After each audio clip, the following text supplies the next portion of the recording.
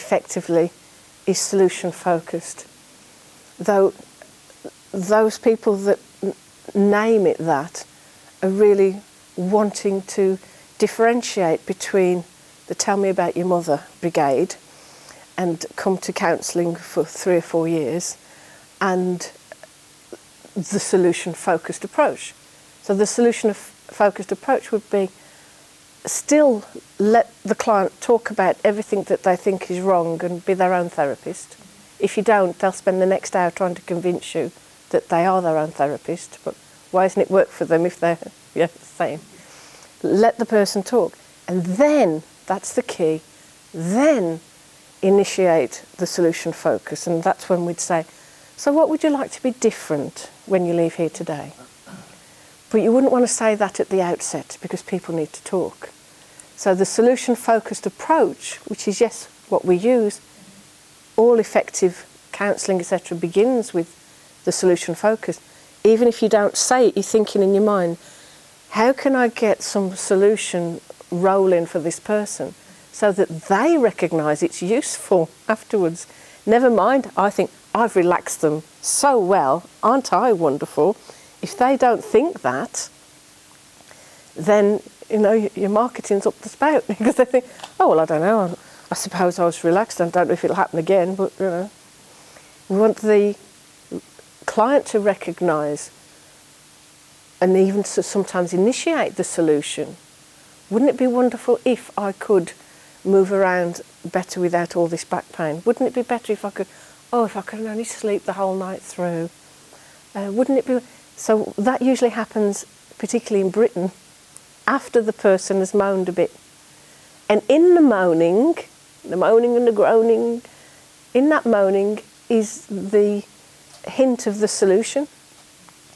Because the solution has to be kind of the antithesis of the thing that's wrong. So it's the moaning that helps. So some people that are solution focused and don't allow that negative expression to begin with, sometimes there's a little bit of a loss because we've got what's called the presenting problem. So usually the problem that we think is causing our angst often isn't, because the conscious mind has put a label on something and the unconscious has got that undercurrent going, and usually, often, the conscious mind doesn't know what's underneath it all. People, how many times I've seen a smoker and then said to somebody afterwards, "But it was never about the smoking, was it?" Or the person that thinks these are the wonderful sessions that you can do in public because you'll just love how simple it is. Somebody that's addicted to salt or sugar comes in the form of crisps or cakes. Usually somebody has a leaning towards one or the other if they're coming for weight control. They're a sweet person or a savoury person, and they absolutely can't stop eating blah, blah, blah, blah, blah. You get some blah, blah, blah, blah, blah in the middle of the room, and you get a group of people who can't stop eating blah, blah, blah, blah, blah. And by the end of it, they go, "Oh, God, no, take it away. No, I really want you to... No, no, no." You see some of my YouTube videos, particularly with people who are diabetic, who can't, not supposed to, eat too much sugar, etc. And they absolutely passionately want this thing that you're offering them. And say, I've gone into supermarkets, put big signs up, free chocolate. There's a mountain of chocolate, free chocolate for everybody, as long as you let me hypnotise you first. And so by hypnotising them, they don't want the chocolate. But only those that really want to stop. Go on. No, I was just going to say, my uncle got hypnotised. Like, 2 of my uncles got hypnotised to quit smoking. Mm. But one of them, when I was talking to him about it, he was saying that the urge was still there. Yeah. He was still desperately wanted that cigarette. Mm-hmm. But he said he physically couldn't pick the cigarette up to smoke it. Yeah. Which I thought it would not take away the cravings, because obviously you're addicted to it, aren't you? Kind of. Well.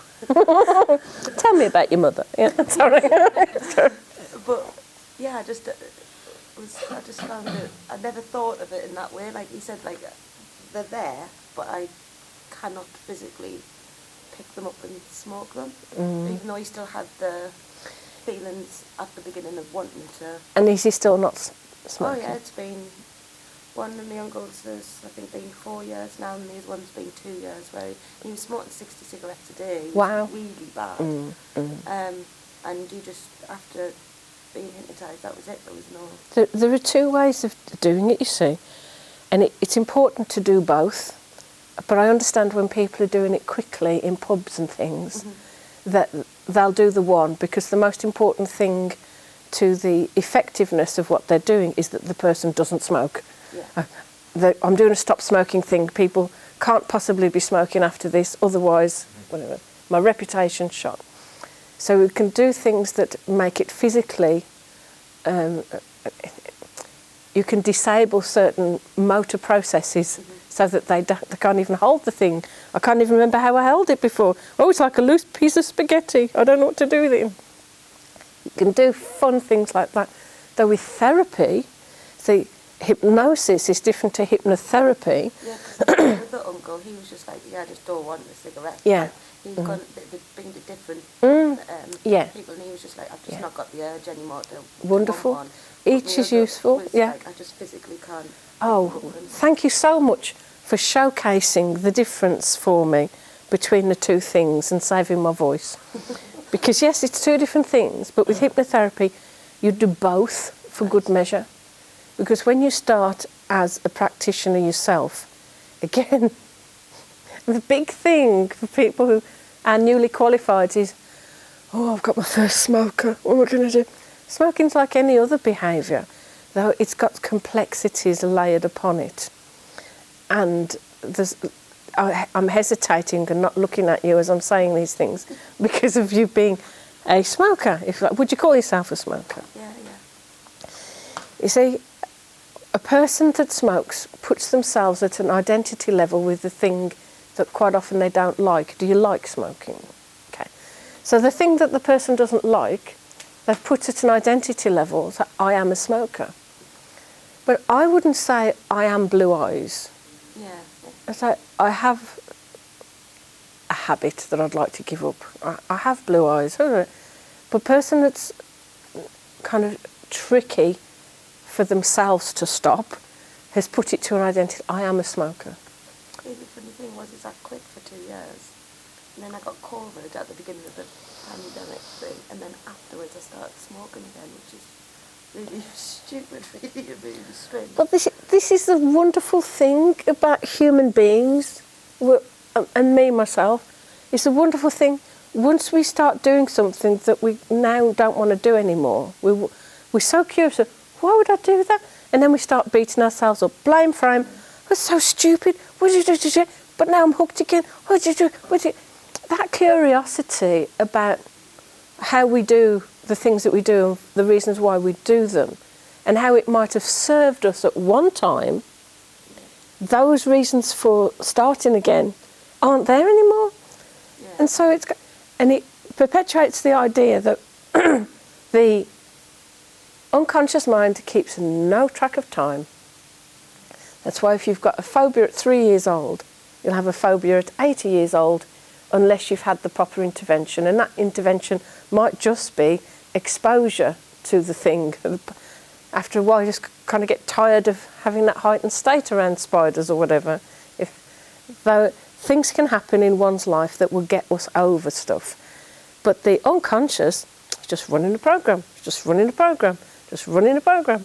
And so the fact that you've put, the conscious mind puts a time frame, well, I'd stopped for this amount of time, and then we had COVID, and then I started again after COVID, and now I'm here and I don't understand why I'm still doing this thing. The unconscious is going, I'm just doing something useful. Yeah. You taught me how to do it. The conscious mind started it off, didn't it? Yeah.